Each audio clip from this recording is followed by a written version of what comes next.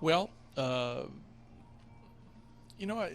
don't know. I don't think there's one thing that's indicative, Mark. I really don't. I think the combination of our play, is indicative. Is just how we've gone about it. Whether it's no outs, 1 out, 2 outs, it doesn't matter. Our guys are, are giving us good at bats. We're playing the game. That's just it. We're just, we just continue to play. And a big swing by DJ for sure. When you get a 3-run homer, against a guy like John Lester, that's a big swing. And the way Chatty was throwing, made it even bigger because it, gave him a little breathing room and let him, turn the ball loose and, go after guys with aggressiveness. So, again, I think it was a good game all around. We, turned a couple nice double plays. DJ's big hit. Charlie squeaked one in, for a run. So it's a good win. Against a good team that's been playing well. How about the way that Chatty has been throwing? Oh, you sure? Okay. How about the way that Chatty has been throwing for you? Especially on the road. But there's there have been some really good performances here lately where he's never let anything really get to him. Well, like we've talked about, right? He's got it in him, to pitch a solid game. He's got good stuff, and I thought tonight the key was, the fastball location, especially down away to their big left-handed hitters, and the slider away to the righty. Those two weapons were in play tonight. But you're right, Thomas. He's been pitching well his last couple starts, and again, let's string them together. Let's continue that, and he's very capable. Buddy, we've seen Greg Holland a few times this year walk the leadoff guy, even got behind in the second guy, but he's able to manage the situation. Is that experience that comes into play, faith in himself? Yeah, it is. I think, again, that's happened a couple times this year. Greg's not obviously trying to do this, with a 3-run lead.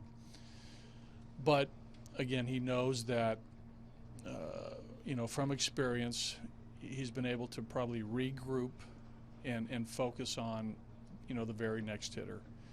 And if you look at his overall numbers, they're outstanding as far as the walks to innings pitched. When it's just alarming when you see it. That's just a guy of his caliber with a leadoff 4-pitch walk in a 3-run game.